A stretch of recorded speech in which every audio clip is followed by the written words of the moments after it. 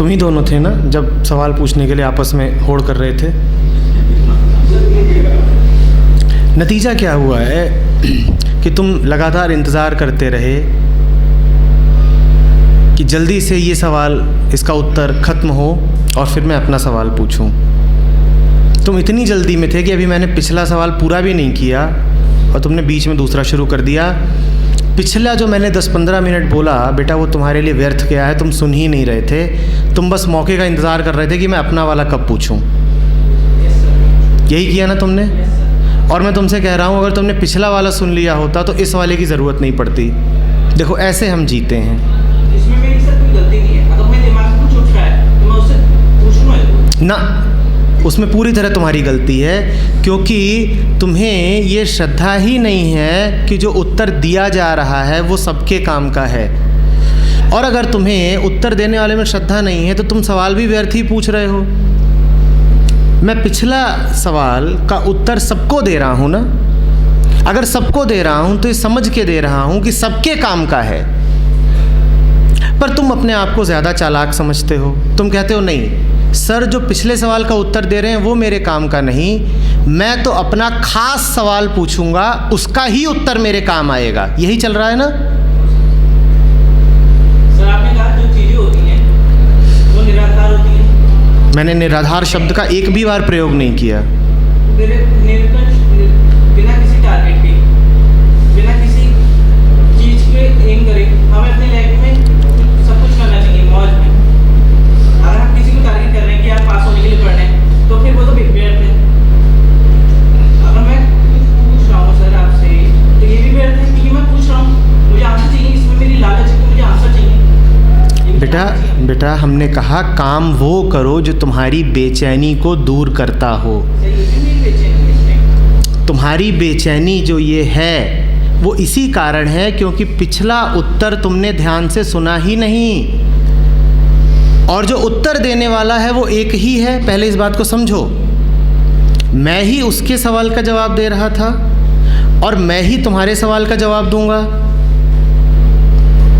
अगर मैं पिछले सवाल का जवाब ये समझ के दे रहा हूँ कि वो जवाब सबके काम आएगा और तुम कह रहे हो नहीं नहीं नहीं मेरे काम नहीं आएगा, तो इसका मतलब कि तुम्हें मेरी समझ में कोई यकीन ही नहीं है। और अगर तुम्हें मेरी समझ में यकीन नहीं है तो फिर तुम ये यकीन क्यों कर रहे हो कि तुम जो सवाल पूछ रहे हो मैं उसका कोई ठीक जवाब दे पाऊँगा? यकीन नहीं होता तो मैं यहाँ आता ही। बेटा बटा हुआ मन है ना। तुम एक तरफ तो कहते हो कि सर यकीन है और मैं यहाँ आया हूँ, दूसरी ओर तुम कह रहे हो नहीं, उसका जो जवाब है वो सिर्फ उसका है, उसके अलावा किसी के काम नहीं आएगा। जब मैं एक के सवाल का जवाब देता हूँ तो इस तरीके से देता हूँ कि वो सबके काम आए, और तुमने अपना खूब नुकसान कर लिया। सोचो स्थिति क्या रही होगी मन की। मैं उसके सवाल के उत्तर में गॉड और पानी और 10 चीज़ें बोल रहा हूँ और उसका मन कैसा है? कुलबुला रहा है कि कब ये बोलना बंद करे और मैं अपना शूट करूँ। यही हालत रहती है ना। जैसे किसी सिनेमा हॉल में तुम गए हो और अभी पिछली मूवी का ही शो चल रहा है और तुम बाहर खड़े होकर के कुलबुला रहे हो कि कब इसका शो ख़त्म हो और कब मैं जा कर के अपनी सीट पे बैठूं, मेरा शो कब शुरू हो। इस टाइम मेरी स्थिति पता है क्या है? मेरी ये है जो इस बंदे ने बोला था कि आप मैनिपुलेट कर रहे हैं। इस टाइम मुझे भी यही लग रहा है कि आप मैनिपुलेट। मैंने जो सवाल पूछा वो बताओ। जब मैं उसके सवाल का जवाब दे रहा था तब तुम्हारी क्या हालत थी? सर मेरे हालत में प्रेजेंस में भी था, लेकिन मेरे दिमाग मैं सुन रहा था। चलो ठीक है, अब इसी स्टेटमेंट को ले लेते हैं। तुमने कहा कि मैं प्रेजेंट में भी था और मैं अपने सवाल के साथ भी घूम रहा था। मैंने जितना भी बोला है, कोई है यहाँ पे जो दावा करेगा कि मैंने 5-7 मिनट उसे ध्यान से सुना? जब तुम ध्यान से सुन रहे थे बेटा, तो क्या तुम साथ में कुछ और भी सोचते जा रहे थे इधर उधर का? तुम्हारे दोस्त का दावा है कि सर मैं ये भी सुन रहा था कि आप क्या कह रहे हैं और मैं साथ ही साथ बेचैन था कि अपना सवाल भी पूछूं। क्या ये संभव है? किसी को ये नहीं पता था उसका हाथ का रखा है या पैर का रखा है, कि उन्हें नहीं पता था कि पैर का रखा है, उन्हें नहीं पता था, सोच नहीं रहे थे वो। क्या तुम लोग ये सोच रहे थे मुझे सुनते हुए कि तुम्हारे हाथ या पाँव कहाँ रखे हैं? इस बंदे ने कहा हाँ। बेटा नहीं होता, इसका मतलब तुमने कभी किसी को ध्यान से नहीं सुना। अब मैं ही तुम्हारे सामने बैठा हूँ, तुम्हें क्या लग रहा है मैं अभी सोच रहा हूँ कि मैंने अपने पाँव कहाँ रखे हुए हैं? सर मैंने भी ये पूछा था कि अगर ऐसा हो रहा है तो जब लोग कह रहे हैं कि एक तरफ तो पहले तो इस बात को ध्यान से समझो कि तुमने पिछला उत्तर नहीं सुना, इसको स्वीकार करो, सर वो हो चुका है। स्वीकार करो। और अगर तुम ये कर रहे हो तो इसमें तुम्हें कोई लाभ नहीं मिलेगा। तुम एक्सपेक्टेशन पे सवाल पूछ रहे हो, तुम खुद एक्सपेक्टेशन के नमूने हो कि एक्सपेक्टेशन हमारे साथ क्या कर देती है। मैं लगातार यहाँ मौजूद हूँ और मैं इसी एक्सपेक्टेशन में मौजूद हूँ कि मेरा नंबर कब आएगा। यही कर रहा हूँ ना मैं यहाँ मौजूद हूँ और इसी एक्सपेक्टेशन में मौजूद हूँ कि मेरा नंबर कब आएगा। उसी वजह से आया हूँ सर मैं, कि मुझे जो अंदर मेरे अंदर की जो रेस्टलेसनेस है उसे मैं दूर कर सकूँ। अगर मेरे अंदर की वही खत्म नहीं होगी तो फिर मैं आने का कोई फायदा। ठीक है ना, बैठो, बैठ जाओ। तुम यहाँ पर आए हो रेस्टलेसनेस दूर करने, बहुत अच्छी बात है। यहाँ पर किससे मिलने आए हो जिसके माध्यम से रेस्टलेसनेस दूर होगी? या इस हॉल से, या इस कुर्सी से? बोलो। सर आपसे। अगर मुझसे दूर होनी है तो मैं यहाँ बैठ करके कुछ बात कह ही रहा हूँ, उस बात पर ध्यान दोगे तो ही दूर होगी ना। मैं सर्जरी लेकर के ऑपरेशन तो नहीं कर रहा। अब तुम देखो, एक और तो तुम कहते हो कि सर हम यहाँ आए हैं ताकि आपके माध्यम से बेचैनी दूर हो, दूसरी ओर मैं ही जो कह रहा हूँ उस पर ध्यान नहीं दे रहे, तो तुम क्या कर रहे हो? मैं ध्यान इसलिए नहीं दे पा रहा क्योंकि मेरे अंदर बेचैन है। जब तक इंसान बेचैन है वो सही से बैठ ही नहीं पाएगा। अच्छा तो बैठो फिर। तुम डॉक्टर के पास जाओ, तुम डॉक्टर के पास जाओ और डॉक्टर से कहो डॉक्टर साहब मेरा पेट खराब है। डॉक्टर तुम्हें एक गोली दे खाने को और तुम कहो मैं इसीलिए नहीं खा पा रहा क्योंकि मेरा पेट खराब है। ये कहाँ का तर्क है? ये क्या तर्क है? अगर मैं, तुम्हें ये बात समझ में नहीं आती है ना बेटा। तुम, होता क्या है कि पैसे दे देकर पढ़ाई करते करते श्रद्धा नाम की चीज़ हमारी डिक्शनरी से गायब हो जाती है। समर्पण हम भूल जाते हैं। हम सोचते हैं गुरु एक दुकानदार की तरह है जहाँ जाके हम अपना क्वेश्चन ऑर्डर करेंगे और वो जवाब में आंसर सर्व कर देगा। तुम यहाँ इसलिए आए हो ना कि मैं तुम्हें कोई जवाब दूं, तो मुझ में श्रद्धा तो रखो कि सर जो भी बोल रहे हो मेरे काम आएगा। मैं कोई मैकडॉनल्ड्स का आउटलेट थोड़े ही हूँ कि तुम आओगे अपना ऑर्डर प्लेस करोगे और मैं तुम्हें जवाब दे दूंगा यस सर योर पिज़्ज़ा। पर पैसा दे देकर पढ़ाई करते करते तुमने इसको भी बाजार बना लिया है कि सर मैं इंतज़ार कर रहा हूँ मेरा नंबर कब आएगा, मैं कतार में लगा हुआ हूँ, मेरा वाला बर्गर, मेरा बर्गर नहीं आ रहा अभी, उसने ऑर्डर दिया, ये तो उसका ऑर्डर था, मेरा ऑर्डर कब लेंगे आप? मैं जो बोल रहा हूँ वो सबके काम का है। और अगर तुम इतने ही होशियार हो कि तुम समझ सकते कि ये बात तुम्हारे काम की नहीं है, तो फिर उसी होशियारी का उपयोग करके तुम खुद ही शांत ना हो गए होते।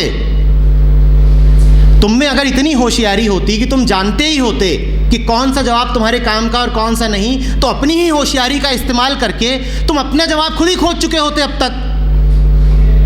अगर जवाब खुद नहीं खोज सकते हो, अगर जवाब मेरे माध्यम से पाने आए हो, तो फिर मुझ में ज़रा यकीन भी रखो। समझ रहे हो बात को? और अगर कह रहे हो कि नहीं सर मैं जानता हूं कि मेरे लिए क्या ठीक है और कौन सा जवाब ठीक नहीं है, और मैं क्या बात सुनूं आपकी और कौन सी बात ना सुनूं, अगर तुम ये सब इतना जानते हो, तुम में इतनी समझदारी है, तो जाओ बेटा अपनी ही समझदारी का उपयोग करके खुद ही मुक्त हो लो। मेरे पास किस लिए आए हो? तुम्हारी हालत उस पेशेंट जैसी है जो डॉक्टर के पास जाए और डॉक्टर से कहे डॉक्टर साहब मेरा सर दर्द हुआ था, बिना थर्मोमीटर के मैंने पता लगा लिया कि मुझे 104 बुखार है। फिर मैंने ये भी खुद ही पता लगा लिया कि मुझे कैंसर है। फिर मैंने ये भी पता लगा लिया कि मुझे एंड स्टेज कैंसर है, ब्लड कैंसर। अब तो आपके पास तो मैं बस इसलिए आया हूँ कि आप मेरा ब्लड ट्रांसफ्यूजन कर दीजिए। जब तुम इतने होशियार हो कि तुमने ये सब पता लगा ही लिया, तो जाओ इलाज भी खुद ही कर लो। मेरे पास किस लिए आए हो?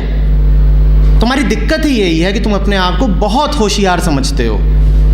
समर्पण नहीं है, श्रद्धा नहीं है, विनीत भाव से चुपचाप आकर के बैठना और सुनना तुम जानते नहीं। तुम यहाँ भी आते हो तो अपनी चालाकियाँ साथ लेके आ जाते हो, सरलता नहीं है।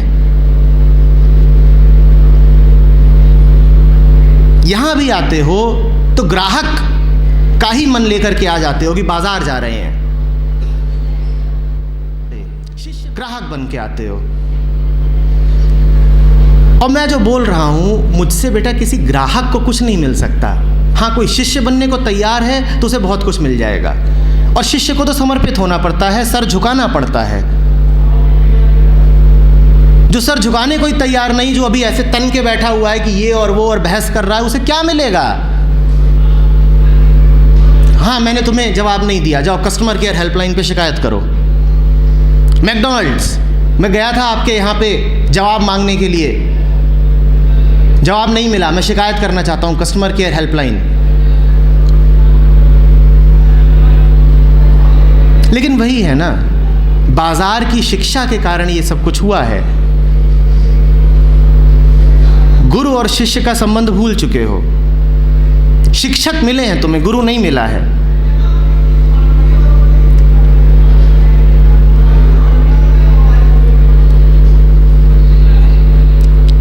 कोई यहाँ ऐसा बैठा हो जो एक सवाल न पूछे, एक सवाल न पूछे।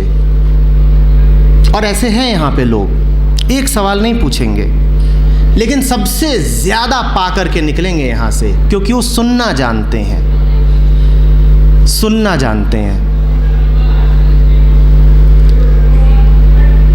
भारत में 2 धर्म ऐसे हुए हैं जिन्होंने, जो आधारित ही पूरी तरीके से सुनने पर रहे हैं। महावीर ने अपने साधकों को नाम दिया था श्रावक। जैन कौन? जो सुनना जानता है। सिख गुरुओं ने अपने लोगों को नाम दिया शिष्य, उसी शिष्य से बना सिख। शिष्य सिख। शिष्य कौन? जो शीश झुकाना जानता है। और तुम यहाँ आकर के ऐसे बैठ जाते हो जैसे दुकान में आए हो ऑर्डर देने के लिए, मेरा वाला सवाल, मेरा वाला सवाल। तुम सुनने के लिए आए हो या बकने के लिए?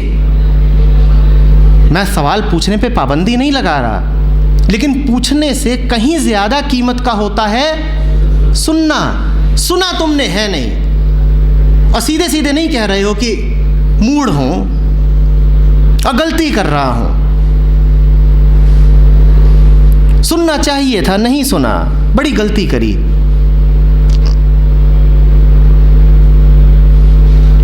और जानते हो, संवाद खत्म होता है, हर उम्र के लोगों से मिलता हूँ, तुम लोग तो स्टूडेंट ही हो।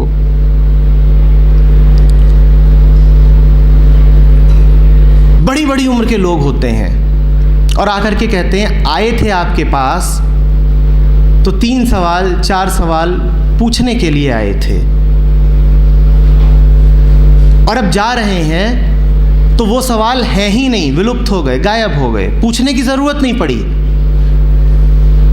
आपको सुना और फिर पता चला कि अब इन सवालों को पूछने की ज़रूरत ही नहीं है, बिना पूछे ही उत्तर मिल गया। तुमने भी अगर सिर्फ सुना होता तो तुम्हें बिना पूछे ही समाधान मिल जाता। और यहाँ बहुत सारे ऐसे होंगे जो कोई सवाल नहीं पूछ रहे, पर बिना पूछे ही उनको समाधान मिल जाएगा। कीमत सवाल की कम और श्रवण की ज़्यादा होती है।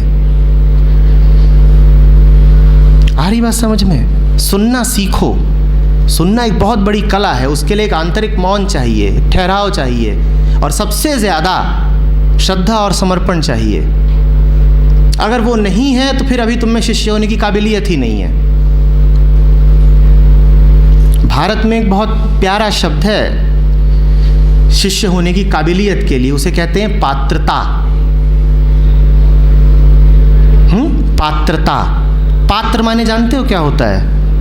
हाँ, पात्र माने बर्तन। शिष्य वो जो खाली हो बर्तन की तरह, ताकि गुरु उसमें कुछ डाल सके। जो पहले ही भरा हुआ है, जो पहले ही इतना चालाक है कि मैं तो जानता हूं पहले ही कि मुझे क्या सुनना है और क्या नहीं सुनना है, मैंने पहले ही तय कर रखा है, उसमें तो पात्रता ही नहीं है। पात्रता का तो मतलब ही होता है खाली होना।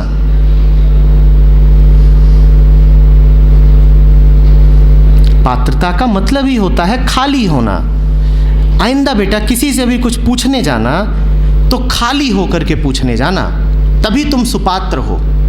अगर खाली होकर के नहीं गए हो पूछने, अगर तुमने मन में अपने पहले ही 10 चीज़ें भरी हुई हैं, तो कुछ पाओगे नहीं किसी से।